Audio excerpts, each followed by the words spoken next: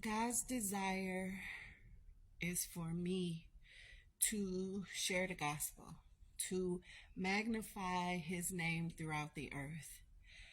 And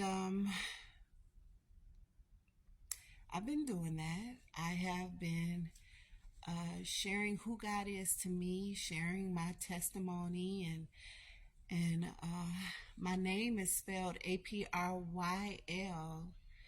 because I believe God gave that to me. My mother spells my name with an I.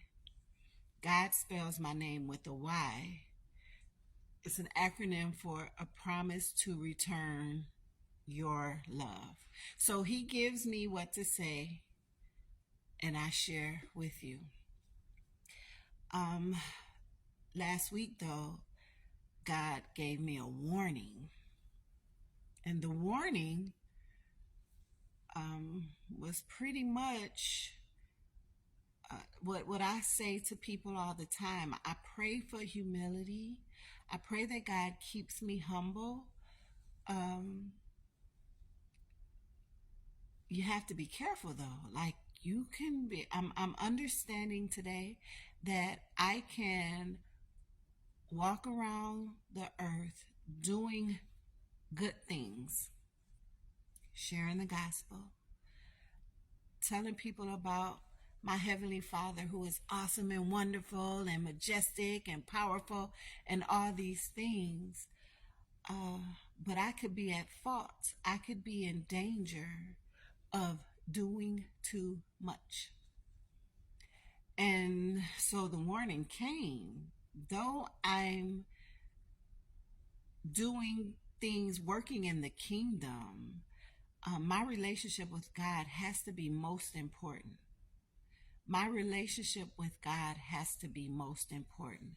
Not just talking about my relationship, but the actual relationship has to be most important. So, God let me know through another person's testimony that that's very important. And God is checking me for my heart, not for what I'm doing, even though what I'm doing is for Him. He's checking me for my heart. I found that I was becoming more concerned with what I was doing and like I share my videos on what God has put in my heart, but I'm running and sharing them with you even before I'm talking to God about it. I'm running to you before I run to God. That'll never be right for Him. As much as I love you, I gotta love my God greater, more than, better than. I have to love my Creator more than I love the creation. And so He had me sitting still and quiet for a minute so that I could recognize that, and I struggle today to even speak to you because I don't want to be guilty. I mean, it got so real where he had me watch this other person's testimony, which spoke to me and showed me what I was in danger of. In this person's testimony, he said God told him that if he were to come back right now, he wouldn't be coming for him.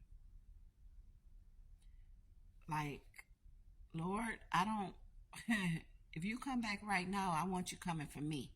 I want you to come back for all that you're coming back for. I want to be in the number. I don't want to be busy chasing after y'all, trying to give y'all something.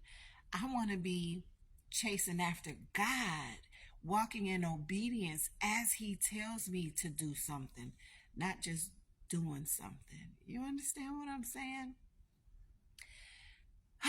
It was a check. It was a check, but a check that was needed. I thank God for conviction. I thank God for loving me enough to let me know, uh, give me warnings. You know, my desire is to please God. I have to love Him with everything I have, and then I have to love you. But I got to love Him first. We got to put our priorities in order, and God has to be at the top. He has to be at the top, in the middle, all around, under, and everywhere, and everybody else and everything else has to fit in. But God has to be at the top, at the beginning, at the end, in the middle, all of that. I have to say that for myself. I know it may sound redundant to you, but I have to say that for myself to remind myself to not become so busy that I have God chasing behind me. First of all, He's not gonna do that. Mm-mm. He leads me. That's what His job is, to lead, ain't to chase behind me. And I don't even want to make a mistake and put Him in the position of being behind me. That's not His place. So I'm glad to be here to share that with you. But maybe sometimes that I ain't gonna say nothing because I need to talk to Him and hear from Him. But that's my 2 cents for today.